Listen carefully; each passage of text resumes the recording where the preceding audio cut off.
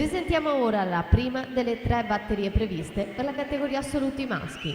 Corsia 2 Riccardo Miele, alla 3 Alessandro Visintin, alla 4 Tobias Valdi, alla 5 Giacomo Picci, in 6 Riccardo Bertuola.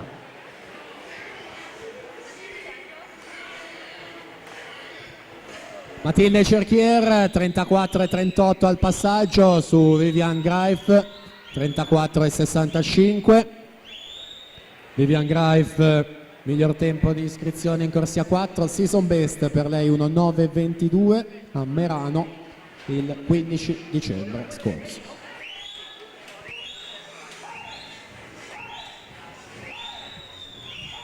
Quindi Greif 4, Cerchiera 5, anche Beatrice Mascotto è lassù in corsia numero 3, vediamo l'arrivo per 15 centesimi, la spunta Mascotto 1:12:06 su Vivian Greif 1:12:21, quindi Matilde Cerchier terza 1:13:10.